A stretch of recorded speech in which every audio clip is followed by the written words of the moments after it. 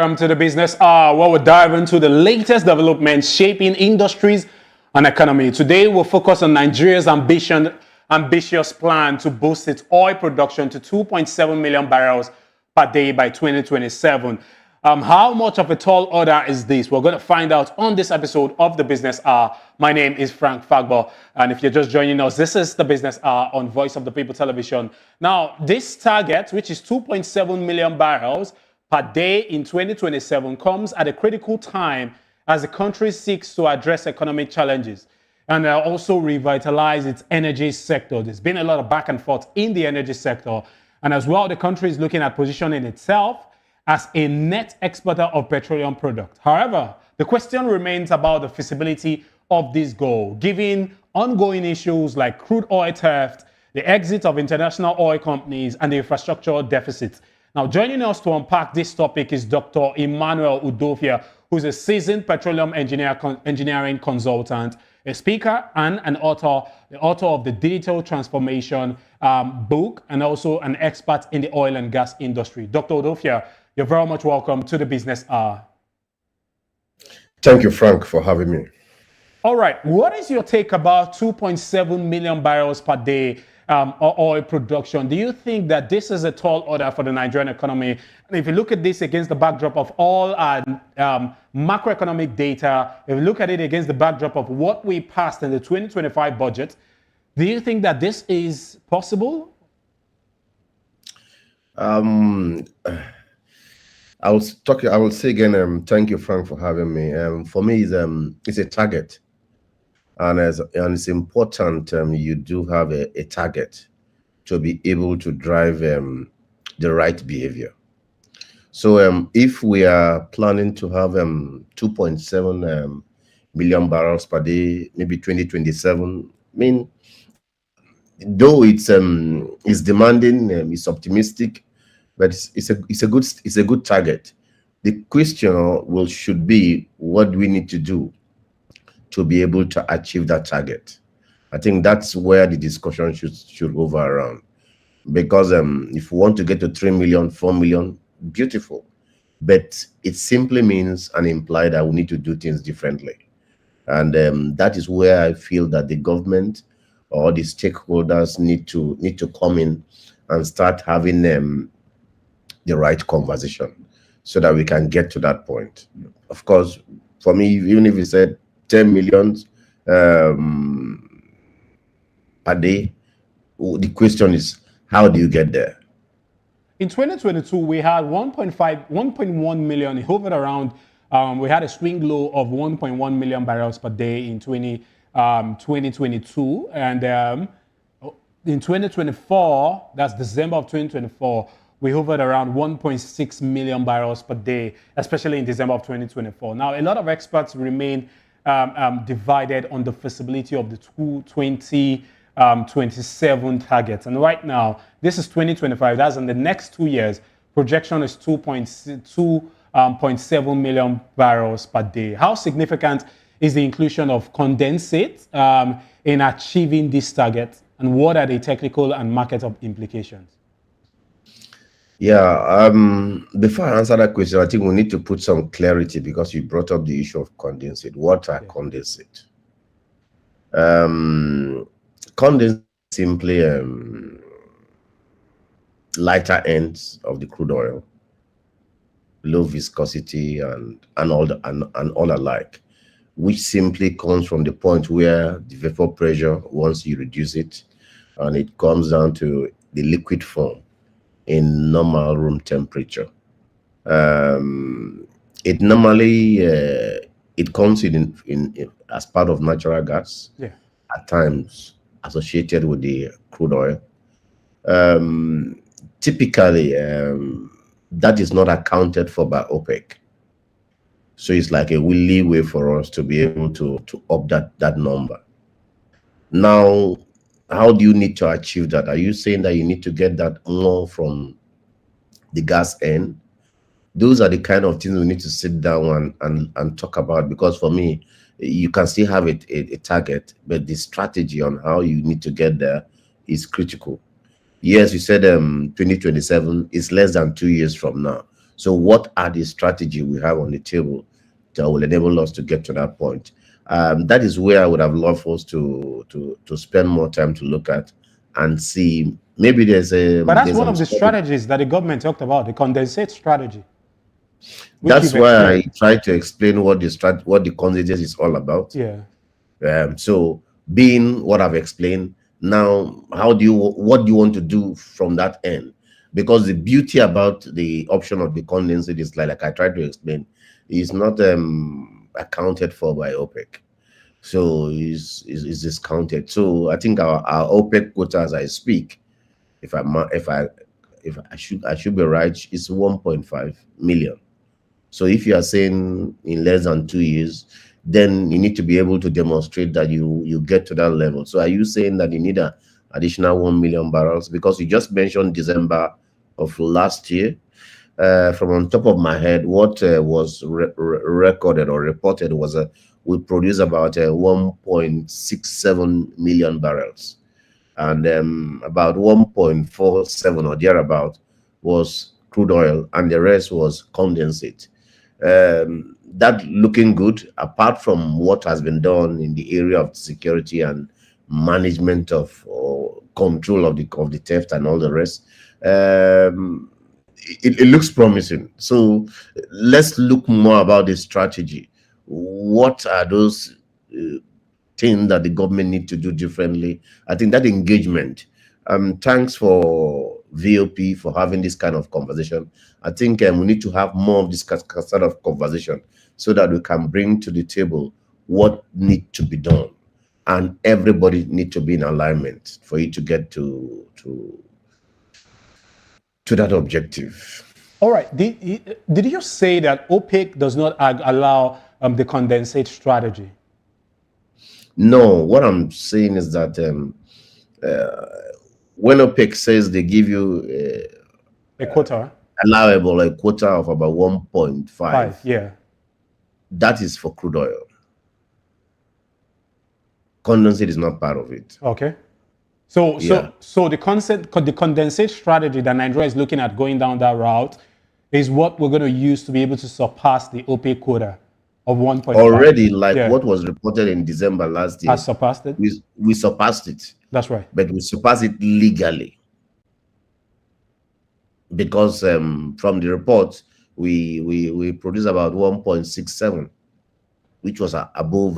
Though I know they can give you about 10% allowable and all the rest, but 1.67, which means that but what was reported as actual crude oil was about slightly less than 1.5, slightly less than 1. So we are in compliance. There was no issue there.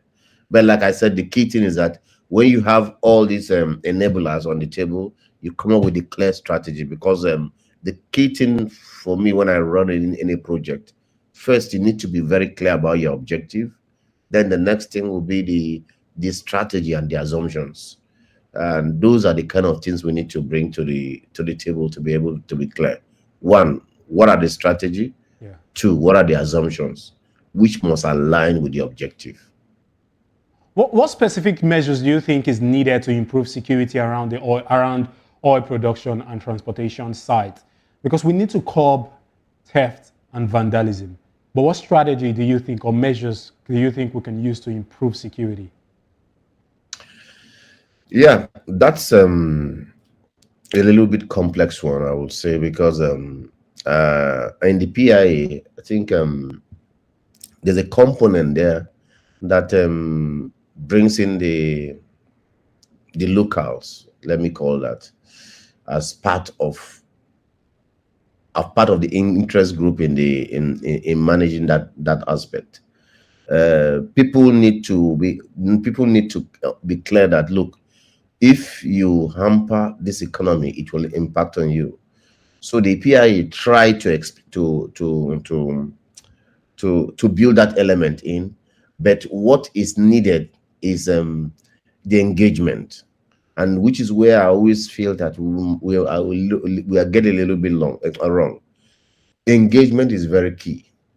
Every stakeholder, right from the top to the bottom, should be very clear Why are we doing this? For some, there are a lot of people who just feel that the crude oil is just meant for the federal government. It has nothing to do with them. It has no bearing with them. And such people need to be engaged, even at the lowest level. Because when people start taking ownership, which was what the PIA was trying to do, it ensures that when you talk about vandalization or theft, I mean, these people are not ghosts. They are one of us. Very true. Yeah. So when we take ownership and start telling our brothers that, look, this is not right, because if you do this, it will hurt me. I think that is where it's key. I mean, the engagement need to be done more. It's not to go and meet one chief. You sit with the chief. After that, you leave. No. What about the man on the street? Is he seeing those assets as part of his asset? That engagement is very, very key. Yes, you have a legal framework like the PI. The PI is, I mean, for me, it's continuous improvement. Yeah, over time you need to still keep tweaking it, but engagement is indispensable, and that's where I feel that a lot of work needs to be done to create that consciousness, that awareness, that people start taking ownership of the asset, basically. Ownership mentality. Yeah. Let's talk about a few of the IOCs. There's a trend now. I don't know if you've noticed it. A couple of the IOCs are exiting onshore exploration. I don't know if you've noticed that. And if you've noticed it, how do you think Nigeria can attract and retain investment in the sector? Because these IOCs are leaving, especially as regards onshore exploration. And so when you see IOCs leaving, it begs the question, why are they leaving? And it scares a lot of investors from coming into the same industry. Yeah, they might have their reason why they are leaving, but you have an idea why? It might be linked to the security issues. Okay. Yeah, it might be linked to the security issues, and that's where I'm talking. Like I said, initially the engagement. Two, even the Nigerian, I mean, operators need to step up as well. I mean, we've been producing oil in this country for more than 60 years. We have that competence. Are we ready to do what is right? I think the Nigerian operators need to step up and take up the challenge, because the only thing is that let's maintain standard. That is my concern, because when you deal with the IOCs, one of the things that they do is they try to maintain standard. Maintain standard. We try to ensure that things are done, business are run as business, and then once you get to that stage, I think we should be fine. I'm not advocating for businesses to exit, no, but what I'm trying to say is that those are business dynamics. Maybe when you say they have exited, it's not really that they are leaving. They are going to the more lucrative, more risky deep water operations, which for now it's more challenging to the Nigerian operators. Now on the land operation or the onshore operation that you mentioned about, now the Nigerian locals need to come up, and I mean we've had that competence. We've been on this business for a long time, so we need to take up that challenge, ensure that things are done right, and I feel the Nigerians, I mean, they are stepping up to the game, but we still need to do more. We still need to do more. All right, let's talk about our local capacity. What role do you think indigenous oil companies can play in achieving this production target? Because now we're seeing some of the IOCs leaving. The indigenous companies need to step up to the game, step up and come into the playing field. What role do you think they can play in achieving this production target? Like I mentioned, they just need to run their business as business. I mean, what makes the IOC to be profitable is because they were running the business as business. Lean their process. Maintain standard. Don't compromise safety. So once you can honor those concepts, it works. It works. So it's not to see that this is meant for, no, there's nothing like this is meant for the IOC. We are all professionals. Let's maintain standard. And we are not trying to reinvent the wheel here. These are things that have been done, and most of the Nigerians have worked with most of these IOCs. So we know what needs to be done. I have worked with an IOC or IOCs. So I mean it's not rocket science. It's that will to get things done right. And we need to step up to that challenge. And once you get that done, of course, we improve in that process. So that's just a simple response. There's nothing really complex about this. Let's not make it look as if we are trying to reinvent the wheel. Yeah. Dr. Odofia, we have an infrastructural deficit in this country, and it's quite critical. And if you look at our infrastructural development alongside trying to boost oil production, what areas do you think require immediate attention?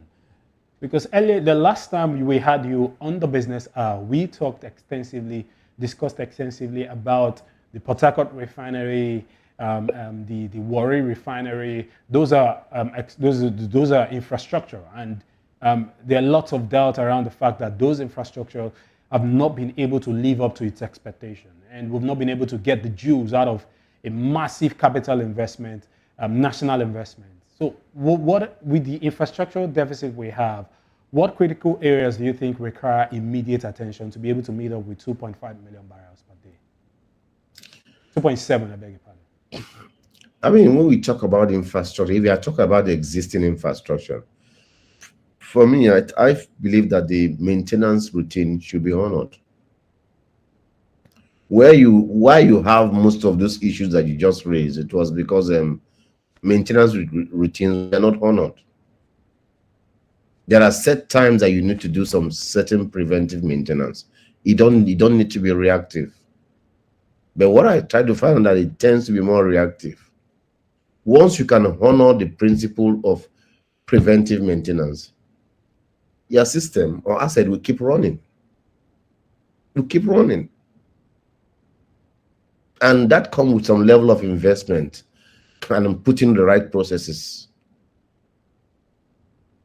So when you tell me that the system is down, I mean, at this age of technology, before your pump will go down, before your equipment will go down, with the level of technology that we have today, it will prompt you.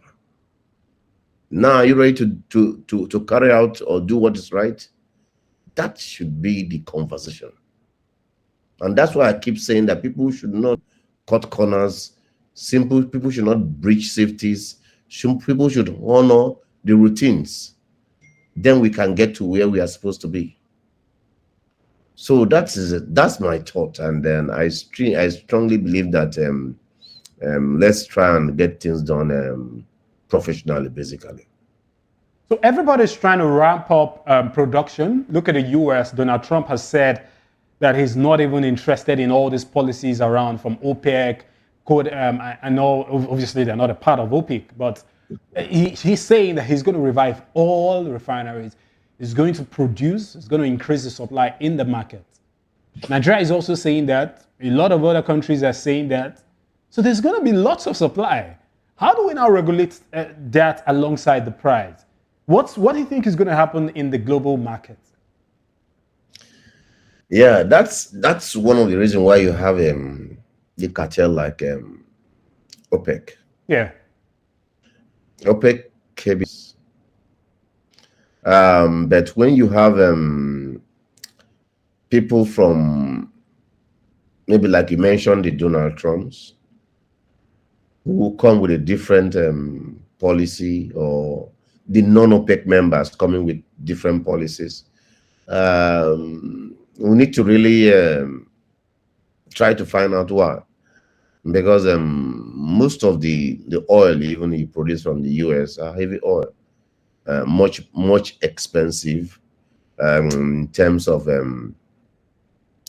processing and all the rest, and the market value is lower than the Brent. So, but like I said, OPEC will look at, will just take a look at the outlook and give the appropriate response. So that's what I feel. That's what I feel might play out, basically. Yeah. One of our goals is becoming a net exporter of petroleum products. A very massive net exporter of petroleum products. What role do you think Dangote Refinery would play in Nigeria's goal to becoming that? No, Dangote Refinery. Remember, before you answer that question, remember the back and forth between Dangote, NNPC, marketers, supply of crude, Naira-backed crude oil supply. There's been a lot of back and forth, so consider that as well. Yeah, Dangote Refinery is a game changer, not just for Nigeria, but for Africa. Yeah, because with the coming on stream of Dangote, the market dynamics basically change. And that's why even our local refineries, yeah, government-owned refineries, immediately start coming up. So natural market dynamics will play out. So, certainly, with the coming on stream of Dangote, I think if they successfully get to close to 90% or thereabout operations, that will be great.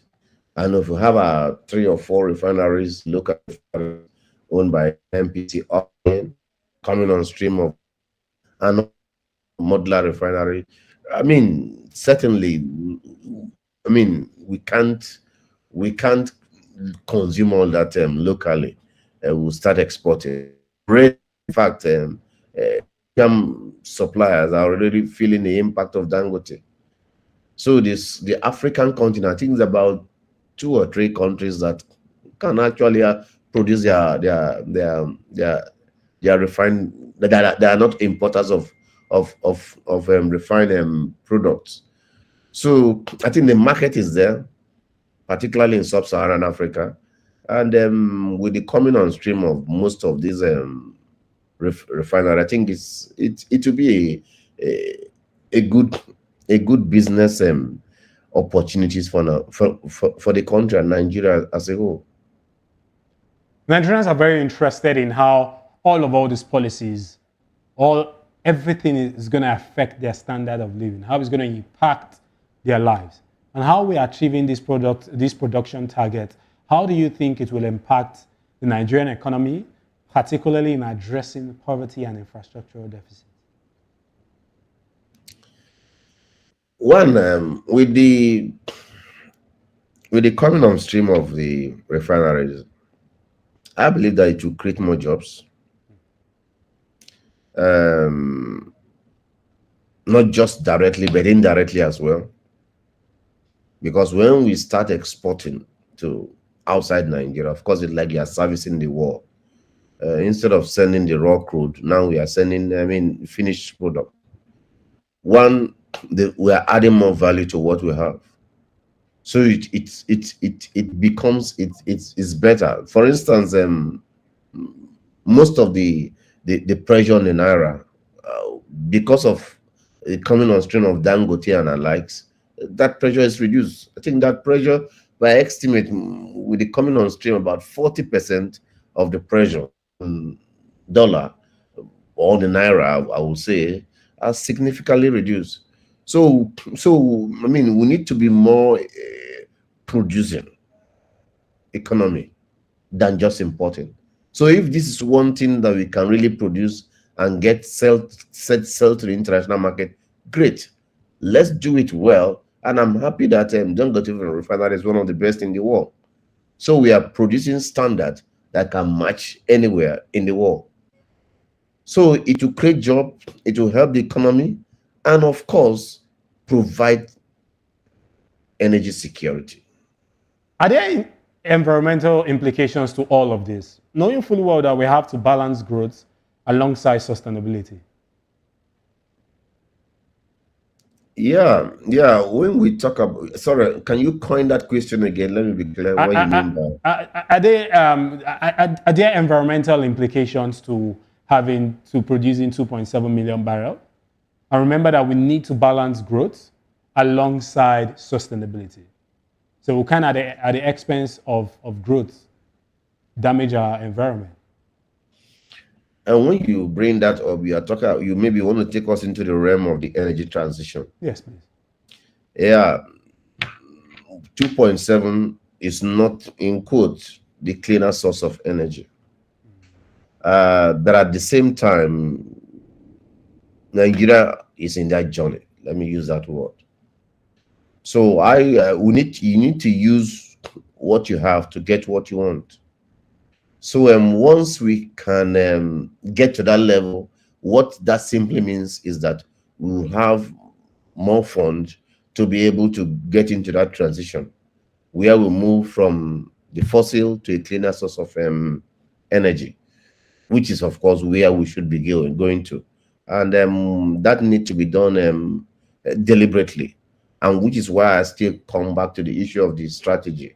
And then we need to keep tinkering this strategy until because like I said, it's a continuous business improvement process. So I think it will be right and proper. We put those engagement in the right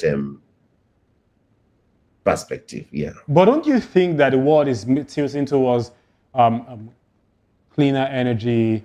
And look at what is happening with EVs, electric vehicles. Look at what is happening with so many alternative energy sources.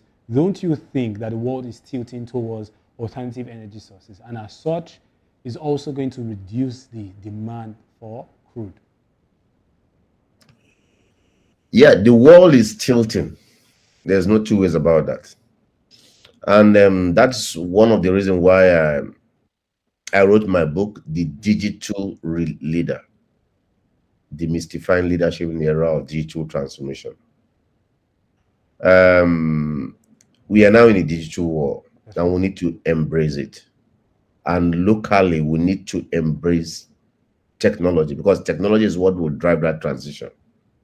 But regardless of whatever you are doing, you need to domesticate it, make it fit your local environment. It's not to adapt to what has been given to you from the West. You look at your reality. Our reality is that for now, we need to produce crude oil, just like President Trump have said. American economy needs they have the liquid gold under their feet. They need to bring it up and use it. Yes, we equally have our own liquid gold. We need to bring it up and use it to be able to get into that transition. Of course, certainly over time, we'll get to that level, but it's still way long journey from now. Very way long journey from now. Communities, look at the Ogoni land and all that. Ogoni cleanup has been a lot of conversation around it. It's been so long a time, and we're still dealing with the collateral damage of oil exploration. Do you think we can still continue? We can further continue with the damage at the expense of human lives, at the expense of properties, at the expense of our aquatic ecosystem? It's even when you are producing the crude oil, there are some compliance. Yeah. And which is why I'm saying that we just maintain standard. You don't just dump your effluents. How do you manage your effluents? There are clear standards. That's why I'm saying that most of these things are not rocket science. It's not anything really new. So when you go to like the Ogoni line, the question you ask, where do we have that breach? Were we doing something out of compliance? I mean, that should be the talk. That should be the conversation. Because if you do it right, I mean, you won't have that exposure. You won't have that exposure. There are limits. I mean, there are clear guidelines. Even when you need to dump your effluents, certain ppm. Yeah. So it's there. So the question is that Are we out of step, or I mean, what went wrong basically? That's why when you talk about the local or new entrants, it's a question of them. I mean, adhering to standard. Yes, you might say the regulator. Yeah, the regulator might do what they are supposed to do, but even, I mean, for your image of your company, there are certain things you shouldn't do. So it's as simple as that. Because most of these exposure you're talking about, they are producing this crude oil in the Western world. You might not hear it. You won't hear it. So why? It's not the same standard. It's the same standard. So we need to start doing things right. And once we do it, I mean, this concern that nobody just, I mean, once you do what is right, that exposure is significantly limited. So the oil benchmark, if you look at the price per barrel, our 2025 appropriation bill, $75. Is that a tall order? That's one. Secondly, if you look at the price the price of oil right now, what if the price of oil falls below $75 per barrel? How do we now intend to fund our budget? Yes, I'm sure a lot of people will be quick to say, okay, yes, we increase the supply. But what if we're not able to meet up with this goal? How do we fund our budget? I believe, I mean, the government must have factored those in their plan, because, like I said, the $75 per barrel and 2 million barrels per day was too optimistic. I don't know the assumptions they have, or the safeguards they have to be able to achieve that. Maybe there's something they know that we might not know, but I still believe that it might just be a target, and having a good target is good. But I equally believe that target should be smart. Maybe that will help to drive the right behavior, motivate the team to be able to achieve that. That could be the strategy, but I don't know. But for me, is that $75 per barrel, 2 million barrels in the 2025 budget looks on the high side. On the high side, yeah. Beyond 2027, what should Nigeria's long-term strategy be for its oil and gas sector, just to ensure sustainable growth and diversification? What do you think our strategy should be? Normally, naturally, you should have a long-term plan. Yes, that's right. So you must have a long-term plan, which you periodically update. Like I said earlier on, the transition, energy transition. So when we are talking about 2027, yes, you say it's just 2 years from now, but the long-term plan should build in the energy transition, and which is where, like I mentioned, my book, The Digital Leader, which I hope your viewers should get. It talks about how you can, with the right leadership, you can drive that transition. We need to start that now. We need to start that now, because leadership is everything. Leadership is everything.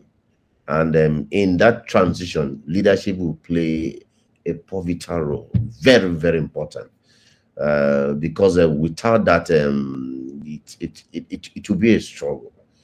So what we are going to do, of course, for we need to have a long-term plan, even beyond 2027, 2050 or thereabout, but we constantly update it, hoping that at some point we'll get to a point where we transit seamlessly into a cleaner source of energy. Thank you, Dr. Emmanuel Udofia, who is the author of the book, The Digital Leader, is a speaker, industry advisor, course facilitator, and a founding partner and MD CEO of Sunesys Energy Limited. Thank you very much for coming to the Business Hour. It's been a great conversation so far. Do have a splendid week ahead. Thank you for having me, my brother. We'll be right back. When we come back, we're definitely going to be taking a look at some other issues making the round in the world of business. Issues around the creative industry, the federal government launching a new corporation just to boost creativity and tourism in the country, as well as what is happening in the health sector. The FEC just approved $1.07 billion for the healthcare reforms under the HOPE program. These and many more are the conversations we're going to have after the break. This is still the Business Hour.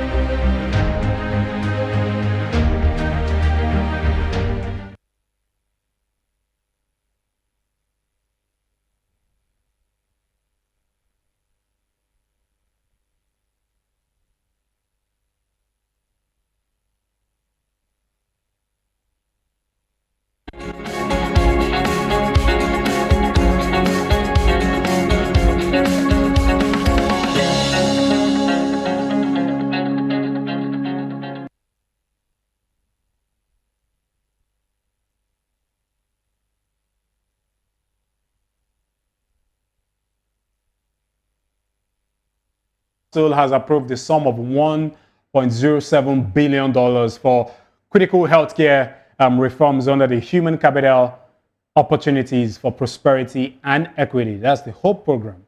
Now, the financing includes two $500 million concession loans from the International Development Association, that's the IDA, and an additional $70 million in grants.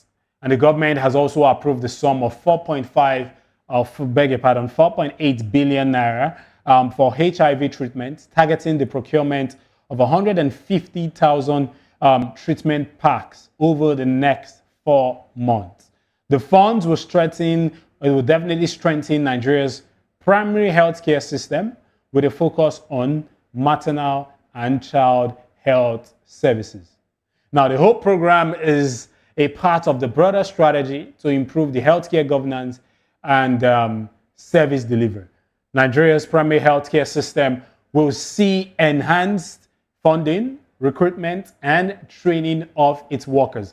The initiative also aligns with global best practices, leveraging the World Bank support to drive human capital development. Let's also look at some other stories making the rounds in the world of business, just like what we have coming in from the creative industry. The federal government has launched a new corporation to boost creativity and tourism sector.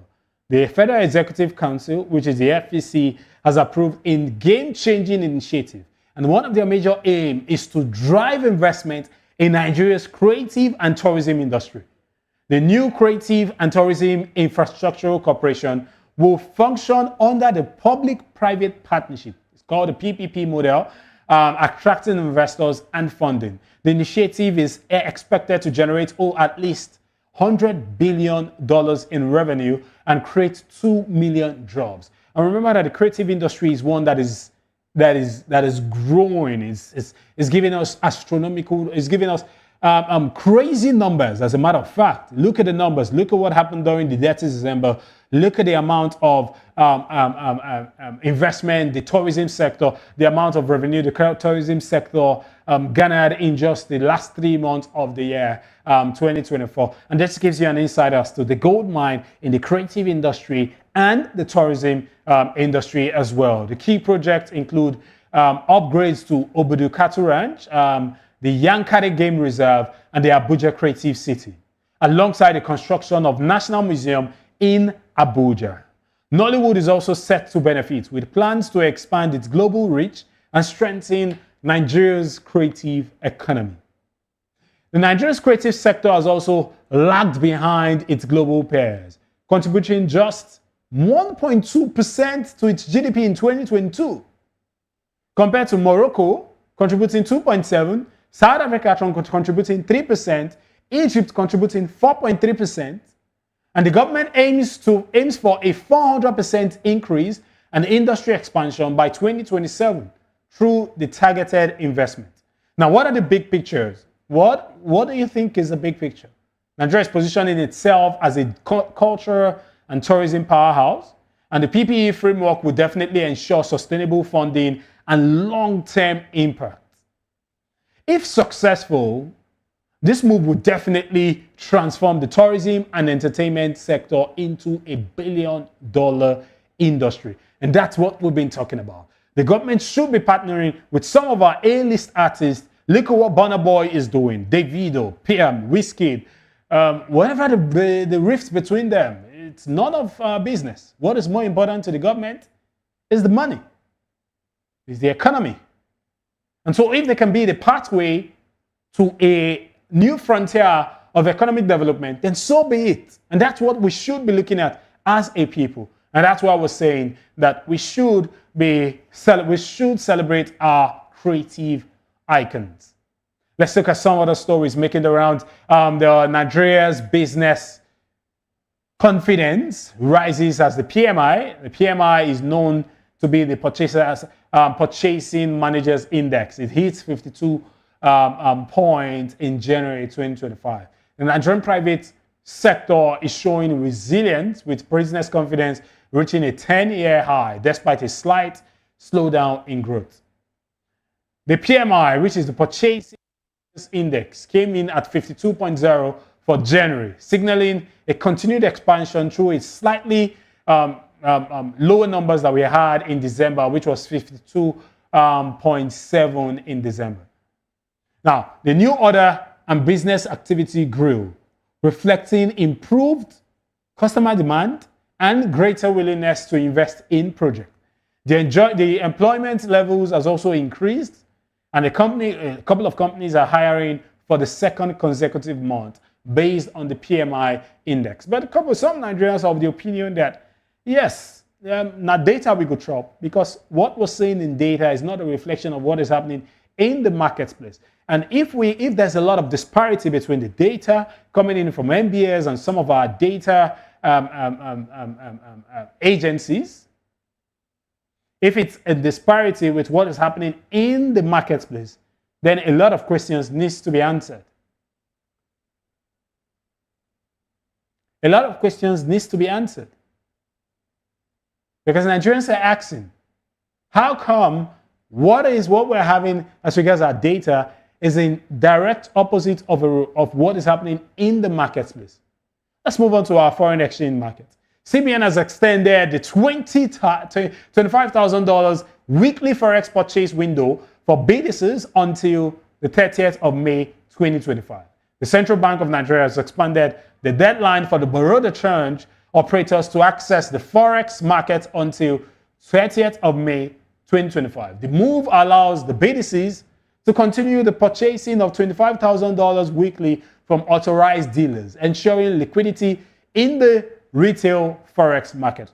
Remember lately we've been seeing the Naira improving. It's been having a lot of shoulder pads. We're seeing the pride of the Naira coming back because the market is, what is happening in the marketplace shows that the Naira is becoming strengthened, but how sustainable can this be? That's what a lot of analysts are asking, and hopefully we'll get our fingers crossed and see how the Naira can sustain this momentum.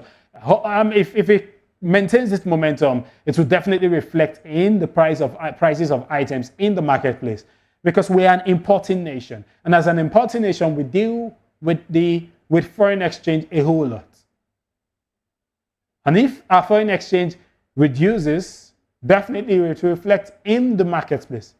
Let's move on to some other stories. Trade war between the US, China, Mexico, Canada. Well, Donald Trump has paused tariff on Canada and Mexico, but tariff on China remains constant. A potential trade war in North America has been averted, at least for now, the US President Donald Trump has agreed to a 30-day pause on tariff against Canada and Mexico. The decision comes after both countries took steps to address Trump's concerns on border security and drug trafficking. Trump called the pause an initial outcome, emphasizing the need for a final economic deal with Canada. Canada has responded by naming a fentanyl czar, which is classifying the Mexican cartel as a terrorist group, and also forming a joint US-Canada task force to combat drug trafficking and money laundering. Meanwhile, their talks with Mexico will focus on illegal migration and drug smuggling. However, the North America breathes a sign of relief. China is not off the hook. Trump is still slamming them with a 10% tariff on Chinese goods and is saying that will still take effect on Tuesday. That's today. With the call between him and Chinese President Xi Jinping expected in the coming days, the world watches closely as the tension between the two economic giants continues to escalate. Remember what happened in the tech ecosystem, especially as regards artificial intelligence, DeepSeek versus OpenAI. The battle still continues. We keep our fingers crossed and keep you abreast as to how all of this unfold. This is still the Business Hour on Voice of the People Television. We're going on a quick break. When we come back, we're taking a look at some of your reactions on social media and taking a look at what is happening in our foreign exchange market. This is still the Business Hour.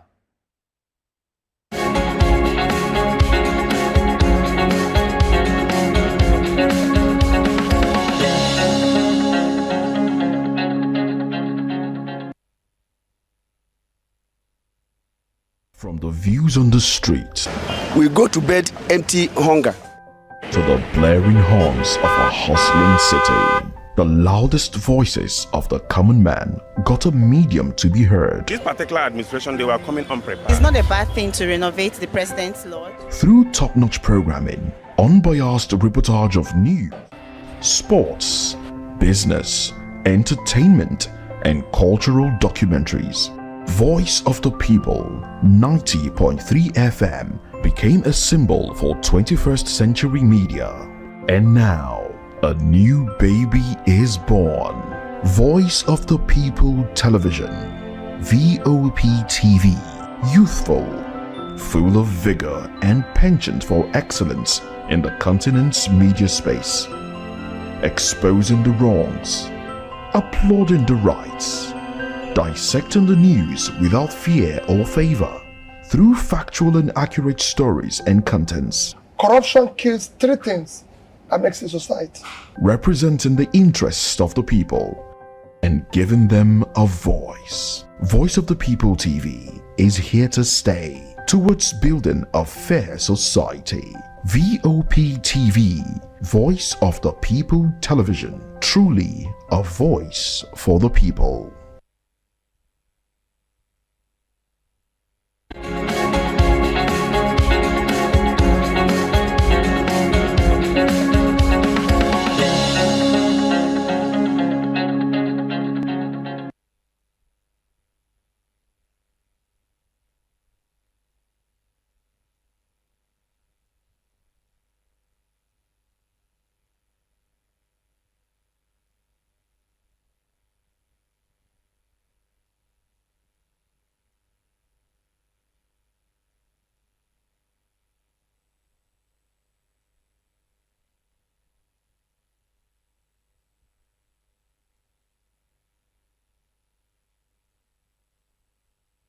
Let us take a look at some of your reactions. What have you been talking about on social media? This is the Voice of the People.